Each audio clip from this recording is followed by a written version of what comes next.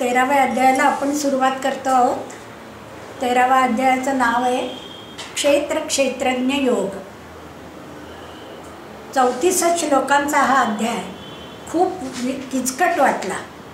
क्षेत्र क्षेत्रज्ञ आणि पुन्हा ज्ञान म्हणजे ब्रह्मज्ञान म्हणजे काय असा गोंधळ वाटला. पण विनोबा भावे यांनी या अध्यायात आलेलं हे दुसरं महत्त्वाचं गीतेतील सूत्र आहे असं स्पष्ट केलं आणि त्याचं फळ आशा नको याविषयीचं आहे.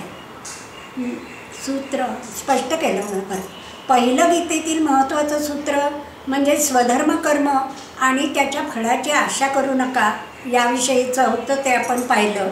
आणि या अध्यायात आता मानव देह आणि आत्मा सगुणापासून निर्गुणाशी मिलन हे गीतेतलं दुसरं महत्त्वाचं सूत्र सांगितलं आहे. त्या अनुषंगाने नुसता गीतेतील अध्यायातील शब्दांचा अर्थ नाही तर त्याचं स्पष्टीकरण गीता प्रवचने आणि गीतामृतम या पांडुरंग शास्त्री आठवले यांच्या ग्रंथातून वाचायला मिळालं. त्यातली माहितीची संगती लावल्यावर खरोखरच आज त्यातला भावार्थ कळला आणि एक वेगळाच अपूर्व अत्युच्च कोटीचा आनंद वाटला. तर पाहू आता. देह प्रकृती हे क्षेत्र आणि त्याला जाणणारा क्षेत्रज्ञ आणि त्या दोन्हींचं ज्ञान. क्षेत्र म्हणजे काय आणि क्षेत्रज्ञ म्हणजे काय. आधी क्षेत्र म्हणजे काय ते पाहायचं, क्षेत्रज्ञ म्हणजे कोण ते कळेल आणि त्या दोनांचं ज्ञान काय आहे ते बघूया.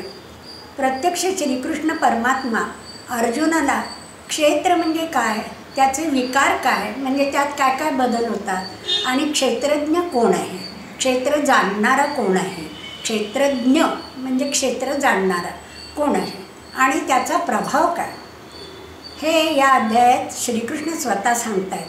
पूर्वीच्या ऋषींनी व ब्रह्मसूत्रातही क्षेत्र म्हणजे काय, क्षेत्रज्ञ म्हणजे काय हे सांगितलेलं आहे.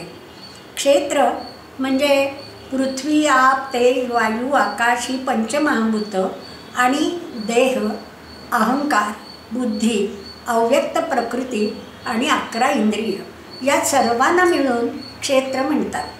5 इंद्रियांचे 5 विषय, इच्छा, द्वेष, सुखदुःख, देहातील इंद्रियांची जुळणी, धैर्य इत्यादी घटक आणि त्यांचे विकार या सर्वांना सामूहिकरित्या क्षेत्र म्हटले जाते. प्रकृती आता अपरा आणि परा प्रकृती 2. प्रकृती म्हणजे अव्यक्त अशा ज्या 24 तत्वांनी सृष्टी बनली आहे त्याचं मूळ रूप म्हणजेच त्याला अव्यक्त असेही म्हणतात. सत्व, रज, तम अशा 3 गुणांच्या विविध मिश्रणाला सांख्यशास्त्राने प्रकृती असं नाव दिलं आहे. जीव म्हणजे पराप्रकृती आणि मी म्हणजे विशिष्ट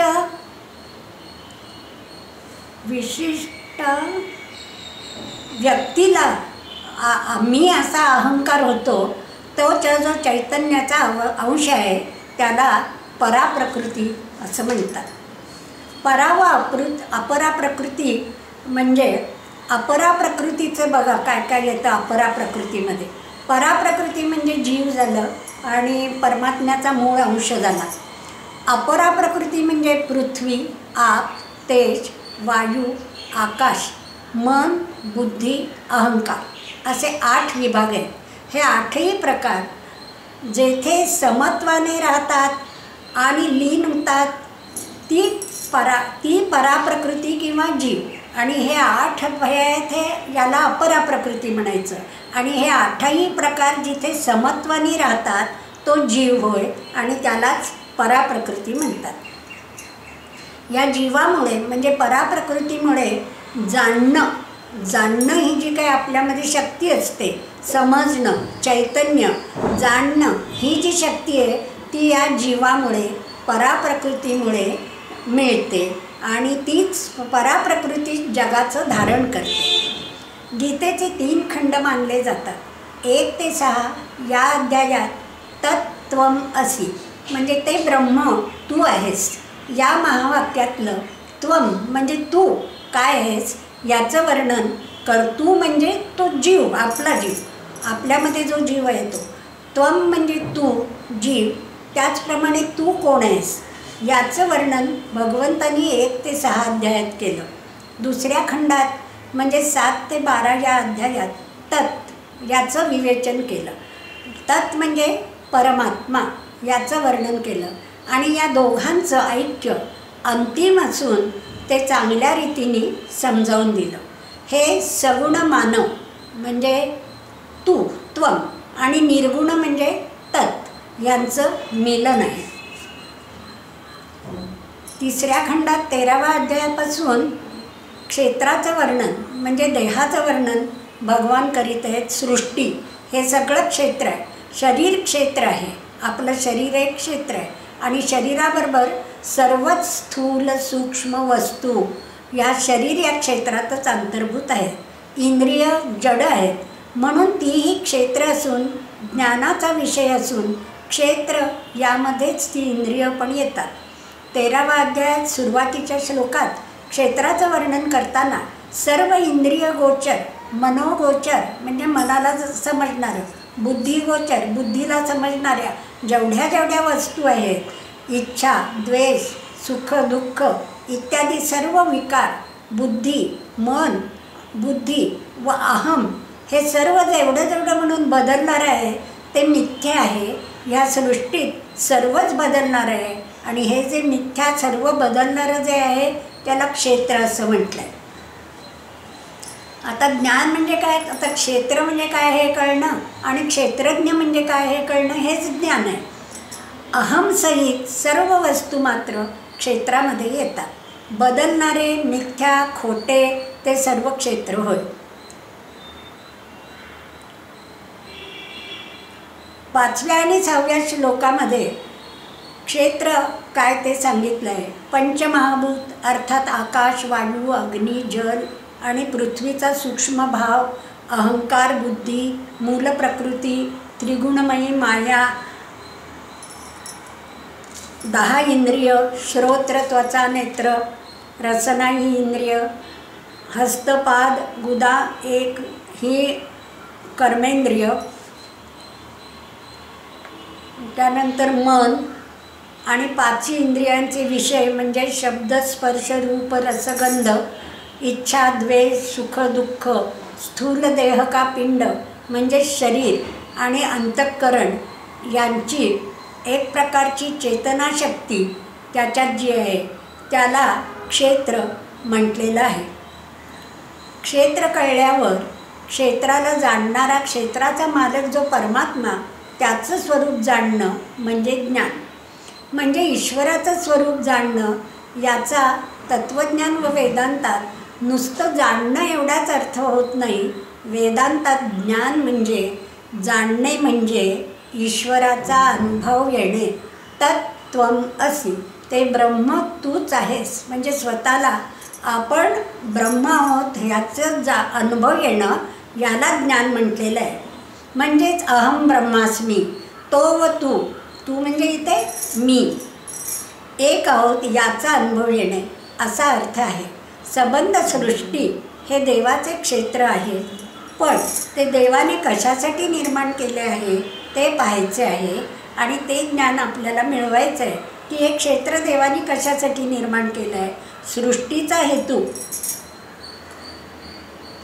त्यात आपण रमावा असा असला तरी त्यातूनही पुढे जाऊन सृष्टीचा निर्माता जो परमात्मा त्याच्याकडे जावे, त्याच्याशी एकरूप व्हावे असा अंतिम हेतू आहे. 7 ते 11 या श्लोकामध्ये ज्ञान कसे होते व कोणत्या साधनांनी होते हे भगवान सांगतात. प्रथम क्षेत्र म्हणजे सर्व सृष्टी असे सांगून मग या सृष्टीचे ज्ञान कसे व कोणत्या साधनांनी होते हे सांगतात आणि मग त्यानंतर क्षेत्रज्ञाचे म्हणजे स्वतःचे परमात्म्याचे स्वरूप सांगतात. माणूस मनाचे गुणधर्म, नंतर बुद्धी, बुद्धीच्या मागची शक्ती म्हणजेच अहम इथपर्यंत ज्ञान मिळवतो आणि नंतर अहमचे अस्तित्व ज्यामुळे आहे तिथपर्यंत म्हणजेच त्या विशुद्ध चैतन्याचं परमात्म्याचं स्वरूप ज्ञान त्याला होतं. मानसिक गुणामुळे माणसाची माझी सत्ता व मी करतो हा सर्व गर्व निघून जातो. मानसिक गुण वाढवले पाहिजेत, सात्विक गुण. त्याच्यामुळे मी करतो, माझी सत्ता हा गर्व निघून जातो आणि त्यालाच अमानित्व असं म्हणतात. हेच ज्ञान आहे. मनुष्याचा अंतर्यामी आतमध्ये विकास झाला पाहिजे. मान मागण्यासारखं मनुष्याजवळ खरं तर काहीच नसतं, कारण केवळ स्वतःच्या शक्तीने मनुष्य काहीच करू शकत नाही. उन्नत मानसिक गुणांची वाढ झालेल्या माणसाला स्वतः पूर्णत्व असल्यामुळे समाजाकडून मानाची अपेक्षा नसते. लोकांनी आपल्याला चांगलं म्हणावं याची स्वतः पूर्णत्व आल्यामुळे जरुरीच वाटत नाही. असे पूर्णत्व ज्याच्या अंगी आले आहे त्याची परीक्षा किंवा निरीक्षण आत असणारा पूर्ण परमात्माच करतो. पूर्णत्व आलेल्या माणसाच्या अंगी आपोआप येणाऱ्या गुणात अमानित्व म्हणजे अभिमान, मीपणा नसणे, दंभ नसणे, अहिंसा, क्षमाशीलता, वागणुकीत सरळपणा, गुरुसेवा, शुचिर्भूतपणा, स्थैर्य, मनोनिग्रह, विरक्त, अहंकार नसणे, विषयलंपटता नसणे, चित्ताची इष्टानिष्ट प्राप्तीवेळी समता असणे, ईश्वराशी अनन्य भक्ती, एकांताची आवड, अध्यात्म तत्त्वज्ञान समजून घेणे, हे गुण म्हणजे ज्ञान त्या मानवाला प्राप्त झालेले असते. 12 ते 17 श्लोकात ज्ञेय म्हणजे आता आपण हे ज्ञान कोणाचं मिळवलं आहे? परमात्म्याचं मिळवलं आहे, ब्रह्माचं मिळवलं आहे. तोच त्याचं वर्णन इथे श्रीकृष्ण सांगतात. म्हणजे क्षेत्रज्ञाचं वर्णन सुरू. क्षेत्रज्ञ ज्ञेय आहे आणि क्षेत्रामध्ये राहून त्याचं ज्ञान मिळवायचं आहे. ब्रह्माला सर्व बाजूनी हात, पाय, डोळे, मस्तके, मुखे आहेत. ते सर्वांना व्यापून राहिले आहे. वस्तुतः त्याला कोणतेच इंद्रिय नाही, तरी त्यात सर्व इंद्रियांच्या गुणांचा भास होतो. ते निर्गुण आहे आणि गुणभोगतेही आहे. ते अखंड असून सर्व प्राण्यांच्या रूपात विभागल्यासारखे दिसते. ते ज्ञानरूप आहे आणि ज्ञानानेच कळणार असून सर्वांच्या हृदयात ते अधिष्ठित आहे. इथे ज्ञेय म्हणजे सर्वश्रेष्ठ ब्रह्म, क्षेत्र म्हणजे प्रकृती, माया. सृष्टी, प्रकृती, माया या सगळ्याला क्षेत्र म्हटलेलं आहे. सर्व पंचमहाभूते, इंद्रिय, त्यांचे विषय, त्रिगुणमयी माया, सुखदुःख, स्थूल देह, चेतनता त्यातली, धर्म, अर्थ, काम इत्यादी, निद्रा, भय, चिंता या सर्व बदलणाऱ्या जेवढ्या गोष्टी आहेत त्या नाशिवंत गोष्टी आहेत, त्या बदलणाऱ्या आणि नाशिवंत त्या क्षेत्र आहेत. या सर्वाला मिळूनच या क्षेत्राला आणि या सर्व नाशिवंत याला प्रकृती किंवा त्रिगुणमयी माया म्हटलेलं आहे. ही त्रिगुणमयी माया आणि क्षेत्रज्ञ म्हणजे जीवात्मा, म्हणजे आतमध्ये जो परमेश्वराचा अंश आहे त्याला जीवात्मा म्हटलेलं आहे.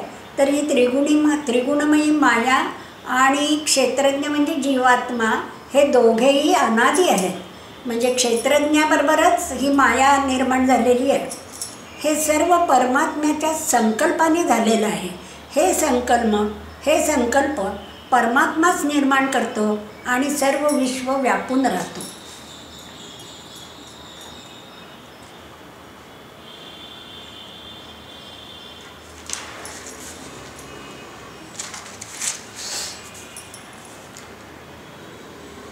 प्रत्येक जीवात्म्याला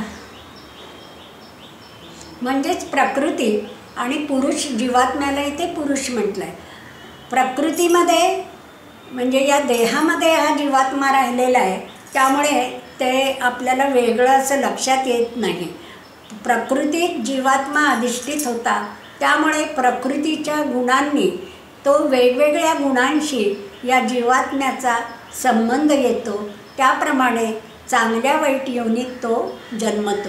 हा जीवात्मा म्हणजे तात्विकदृष्ट्या परमात्माच आहे, पण देहात आल्यावर देहाच्या संगतीने जीवाचा देहाबद्दलचा अहंकार वाढायला लागतो. भ्रमित झाल्यासारखं तो देहाबद्दल जास्त त्याला प्रेम वाटायला लागतं. देहाकडून होणारी सर्व कर्मे आणि भोग यांच्याबद्दल जीवाला ममत्व वाटायला लागतं आणि सुखदुःखाच्या, शोकमोहाच्या आणि जन्ममरणाच्या गर्तेमध्ये म्हणजे उदरीमध्ये तो जाऊन पडतो.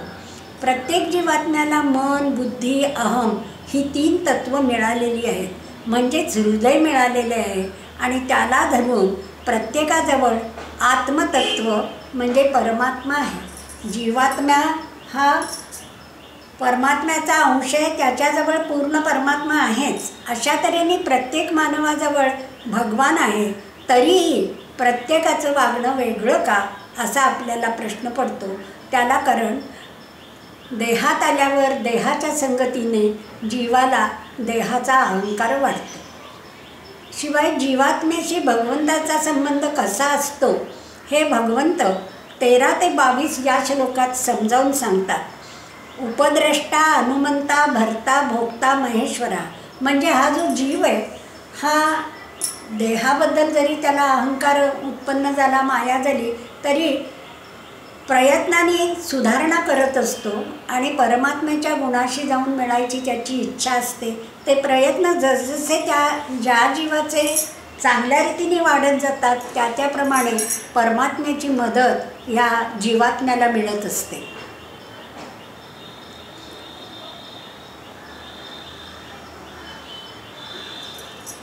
पहिल्यांदी हा जो परमात्मा आहे या जीवात्म्याचा नुसतं काय चाललं आहे हे बघत असतो. त्याला देखरेख करणारा किंवा साक्षी म्हटलेला आहे. हा मानव सात्विक पुढे आता झालं काय त्यावेळेला तो काही चांगलं वाईट वागत असतो. जेव्हा त्याचे सात्विक गुण वाढतात आणि चांगला वागतो जास्ती, त्यावेळेला भगवंताला त्याच्याबद्दल आनंद होतो आणि एक प्रकारची शाबासकी मिळते. म्हणून या भूमिकेला हनुमंता म्हणजे हे अनुकरण कर असा त्या शाबासकी मिळते. त्याच्यानंतर पुढे या देवाचं प्रोत्साहन, मार्गदर्शन मिळायला हवं असतं आणि तसं मार्गदर्शन मिळवण्यासाठी परमेश्वर मग ह्याची चांगल्या लोकांशी गाठ घालून देतो. समाधान रूपाने भगवंत जीवात्म्याला त्याच्या चांगल्या वागण्याबद्दल अनुमोदन देतो. म्हणजे चांगलं वागलं की एक प्रकारचं समाधान मिळतं, ही देवाची देणगी आहे. आणि मग चांगल्या कामाची जीवाची इच्छा वाढत जाते. मनुष्य आपली बुद्धी सुधारतो, वासना नियंत्रित करतो.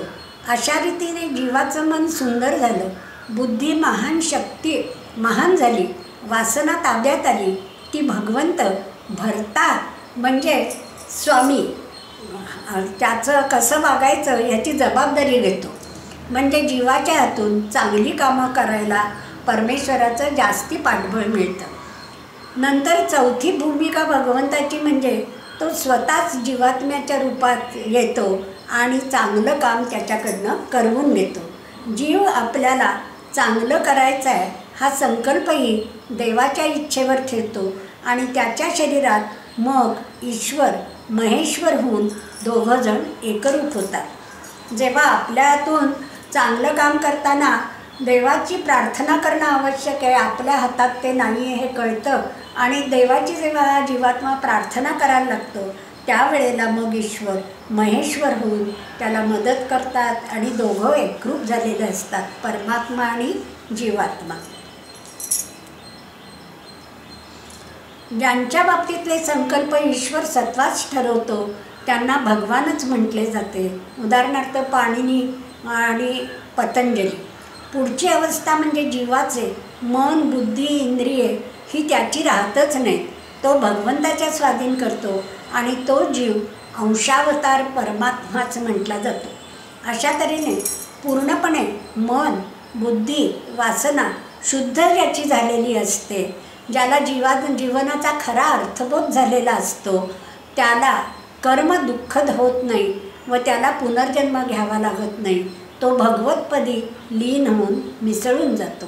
हे क्षेत्रज्ञाबद्दलचं ज्ञान या अध्यायात सांगितलं आहे. इथे हा अध्याय पूर्ण होतो. म्हणजे ज्ञान मिळायला सुद्धा देवच पुढे पुढे मदत करतो. तुम्ही सारखा प्रयत्न करत राहायचा जीवात्म्याने आणि या देहाबद्दलची आसक्ती कमी करत जायचं. एवढं मुख्य तत्व याच्यात आलेलं आहे. आता आपण पाहूया 14वा अध्याय, गुणत्रय विभाग योग. प्रकृतीपासून उत्पन्न झालेल्या, आता एक सांगितलं की जीवात्मा आणि परमात्मा, क्षेत्र आणि क्षेत्रज्ञ, प्रकृती आणि जीवात्मा हे एकाच वेळेला निर्माण झालेले आहेत, अनादी आहेत. प्रकृतीपासून उत्पन्न झालेल्या सत्व रज तम या 3 गुणांशी आणि देहाशी जीवात्मा म्हणजे जीवात्म्याचा देहाशी संबंध जडतो आणि त्यामुळे जीवात्म्याला बऱ्या वाईट योनीत जन्म घ्यावा लागतो. आपण देहापेक्षा वेगळे आहोत हे तो विसरतो. देहाच्या सुखदुःखाचा खरं तर जीवात्म्याशी संबंध नसतो. देह जीवात्म्यावर सत्ता गाजवत असतो. देहाची वरकडी होते. जीवात्म्याला देहाच्या सुखदुःखापासून अलग करण्यासाठी विवेकाची वल्ली आणि निग्रहाचे सुकाणू पाहिजे, म्हणजे जीवन नौका सुरळीत चालते. या अध्यायात जीवाच्या प्रकृतीच्या स्वभावाचे आणि तिच्या गुणांचं वर्णन केलं आहे. प्रकृतीपासूनच चराचर विश्व आणि जीवही उत्पन्न झालेला आहे. त्यामुळे प्रकृतीचे सत्व रजतम हे 3 गुण जीवाच्याही अंगी आहेत आणि ते जीवाला बंधनकारक आहेत. पण प्रत्येक जीवाच्या ठिकाणी सत्व रजतम सारख्या प्रमाणात नसतात. त्यापैकी कोणता तरी एक गुण प्रबळ असतो आणि इतर 2 गुण दबलेले असतात. रजोगुण आणि तमोगुण यांना जिंकून सत्वगुण उदयाला आलेला असतो. काहींच्यात सत्वगुण आणि तमोगुण यांचा पराभव करून रजोगुण विकास पावलेला असतो. काहींच्या ठिकाणी सत्वगुण रजोगुण यांचा पाडाव करून तमोगुण वरचढ झालेला असतो. जीवाच्या ठिकाणी जो गुण प्रबळ झालेला असतो तो त्या प्रकारची कर्म तो जीव करायला लागतो. अंतकाळी ज्या गुणाचे प्राबल्य असेल त्याला अनुसरून जीवाला पुढची गती मिळते.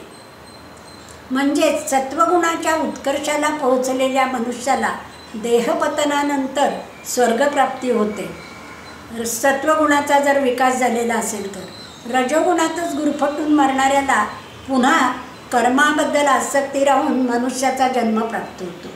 तमोगुणाच्या संपूर्ण आहारी जाऊन मरणाऱ्याला अधोगती मिळते. सत्वगुणामुळे ज्ञान उत्पन्न होतं, रजोगुणामुळे लोभ उत्पन्न होतो, तर तमोगुणामुळे मोह उत्पन्न होतो.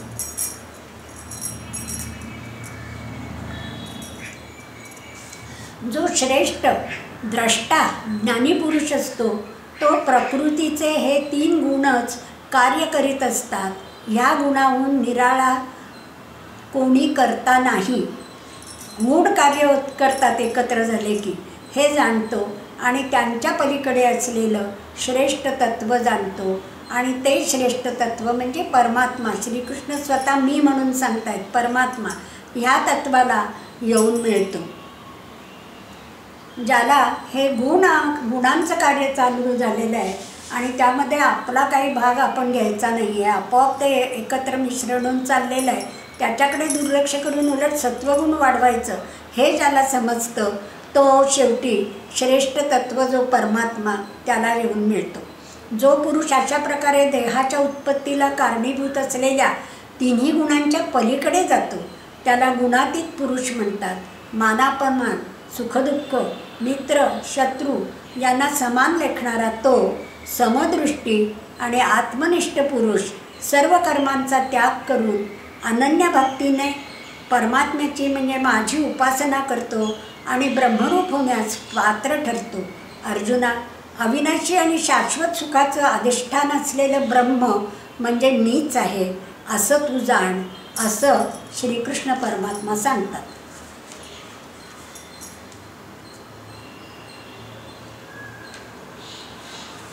या अध्यायात प्रकृतीच्या 3 गुणांचे विभागवार विवेचन आल्याने या अध्यायाला गुणत्रय विभाग योग असं नाव दिलं आहे. जीवाने विवेक करून निग्रहाने तमोगुण आणि रजोगुण यांच्यावर मात करायची, सत्वगुणी व्हायचं आणि तो सत्वगुण त्याचा स्वभावच झाला पाहिजे. सत्वगुणाचा अभिमान होता कामा नये. तमोगुणाची काजळी, रजोगुणाची धूळ दूर केली पाहिजे, साफ केली पाहिजे. सत्वगुणाचे काम झाले पाहिजे, पण त्याचा अहंकार होता कामा नये. हे साधण्यासाठी क्रमाक्रमाने तमोगुण रजोगुण यांच्यावर विजय मिळवायचा आणि पुढे जायचं. हे सर्व कसं साधायचं ते विनोबाजींनी फार सोपं करून सांगितलं आहे. तमोगुणाचा मुख्य परिणाम म्हणजे आळस, त्यातूनच पुढे झोप आणि चुका. या 3 गोष्टी जिंकल्या तर तमोगुणावर विजय होईल. तमोगुण समाजातील सर्व सुखशांतीचा नायनाट करणारा शत्रू आहे. माणसाने आळस सोडून म्हातारपणीसुद्धा आपल्या अनुभवाचा दुसऱ्यांना फायदा करून दिला पाहिजे. सदा सर्व काळ दक्ष राहून आळसाला संधी मिळू द्यायची नाही. शरीर आळसावले की मन आणि बुद्धी आळसावतात. समाजातील बरीचशी दुःखे लोकांनी आळस सोडला तर आपोआप नष्ट होतील.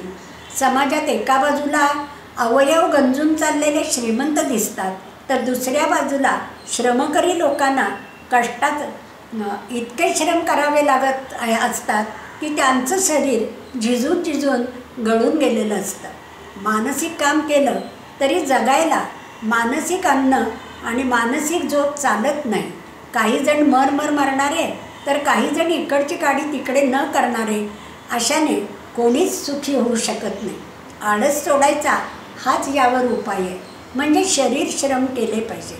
पुढे क्षयरोग झाल्यावर पाचगणीला हवेसाठी जावे लागण्यापेक्षा घरीच बागेत काम करून तंदुरुस्त राहावे आणि समाजाला उपयोगी पडावे. तमोगुणावर आणखी उपाय म्हणजे झोप जिंकणे.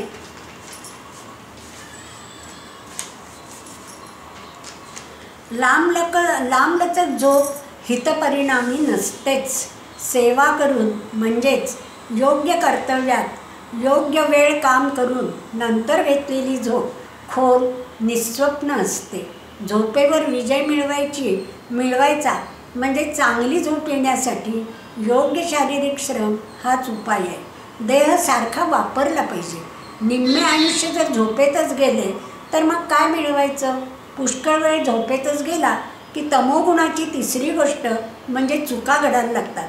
कारण झोपाळू मनुष्याचे चित्त दक्ष आणि सावध नसतं. अनवधान, आळस आणि विसर पडतो. विस्मरण व्यवहाराप्रमाणे परमार्थातही नुकसान करतं. विस्मरण मोठा रोग असून जीवन पोखरणारी, बुद्धीला लागणारी कीड आहे. लोळणाऱ्या मनाला विस्मरणाचा रोग जडतो, हीच ती चूक होय.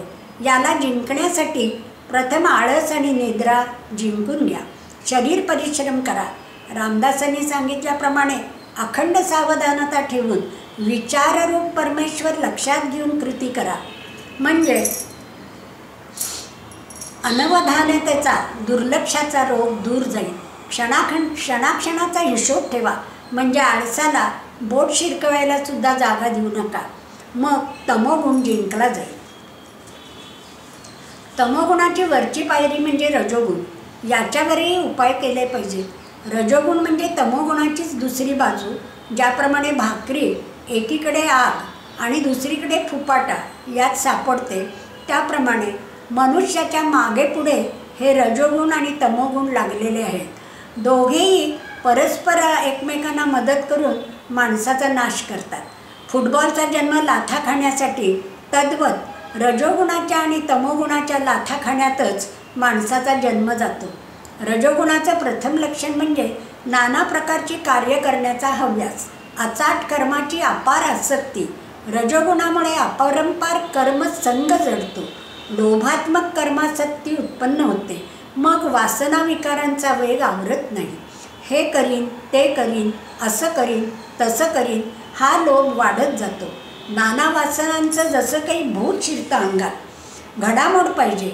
मी एवढा मनुष्य प्राणी जिवंत असताना ही सृष्टी तशीच कशी राहणार असं त्याला वाटतं. हीच वृत्ती, लोभ लहान प्रमाणात घरोघर चालू असतो.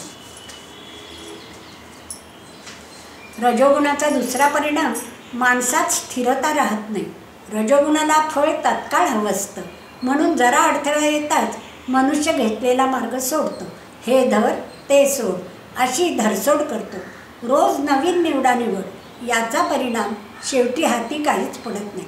राजसम चलम अध्रुवम, सारखं पेरायचं उपटून पाहायचं, त्यामुळे रोपत जातं. रजोगुणी माणसाला संयम राहत नाही. एके ठिकाणी सातत्याने एखादं काम करण्याची त्याला सवयच नसते, म्हणून मग त्याची भयानक स्थिती होते. रजोगुणामुळे मनुष्य नाना धंद्यात लुडबुड करतो, त्याला स्वधर्म राहत नाही. वास्तविक स्वधर्माचरण म्हणजे इतर नाना कर्मांचा त्याग करणे आणि आपलं जे कर्तव्य कर्म आहे ते करणे. गीतेतील कर्मयोग हा रजोगुणावरला तोडगा आहे. पर्वताच्या माथ्यावरचं पाणी नाना दिशांनी गेलं, अनेक दिशांनी गेलं तर ते कोठेच राहत नाही. परंतु तेच सारं पाणी एकाच दिशेने वाहत जाईल तर त्याची नदी होईल, तिच्यात शक्ती उत्पन्न होईल, देशाला तिचा उपयोग होईल. म्हणून मनुष्याने एकाच कर्मात सुव्यवस्थितपणे आपली शक्ती ओतली तर त्याच्या हातून कार्य होईल. स्वधर्मास महत्त्व आहे. कर्मयोग पाळला पाहिजे, पण कर्मयोग म्हणजे अति किंवा अचाट कर्म नव्हे. स्वधर्म आचरणे, त्याच्याद्वारे चित्तशुद्धी करीत राहणे हा कर्मयोगाचा विशेष आहे.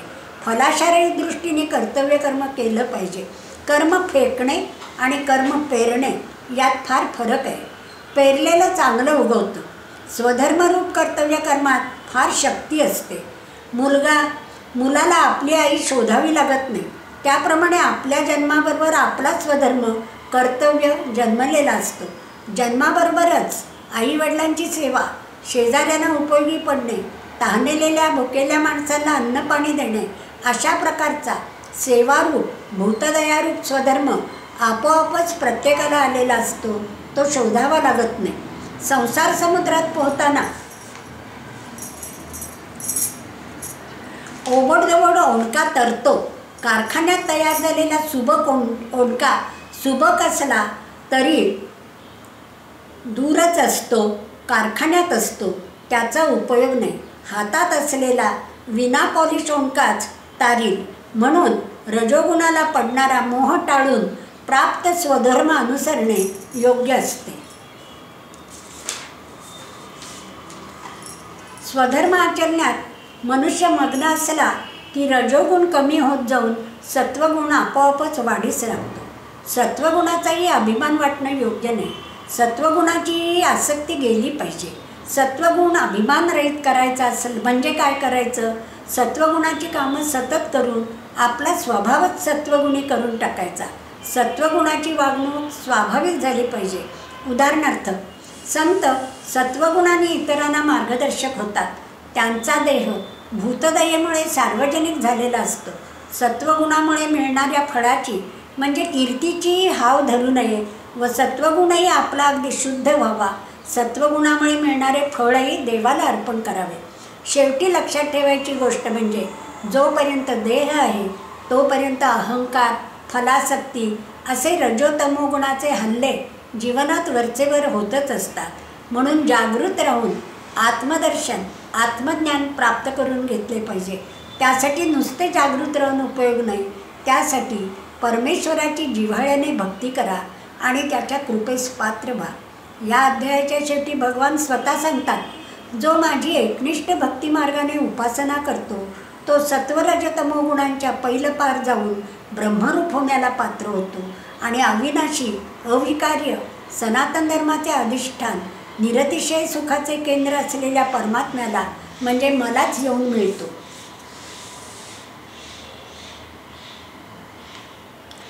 गीतेत कर्मफळाची आशा सोडणे, फळाचा त्याग करणे, केवळ कर्तव्य भावनेने कर्म करणे आणि कर्ता कर्मित्वा परमात्म्याला सर्व भक्तीने अर्पण करणे हे तत्त्व सांगितले आहे. त्या दृष्टीने पुढील 2 श्लोक लक्षात ठेवण्यासारखे आहेत. त्यागसे भगवत प्राप्ती, त्यक्त्वा कर्मफलासंगम नित्यतृप्तो निराश्रयः, कर्मण्यभिप्रवृत्तो अपि नैव किंचित करोति सः, नहि देहभृता शक्यं त्यक्तुं कर्माणि अवशेषतः, यस्तु कर्मफलत्यागी स त्यागी इति अभिधीयते. त्वमेव माता च पिता त्वमेव बंधुश्च सखा त्वमेव विद्या द्रविणं त्वमेव सर्वं मम देव देव.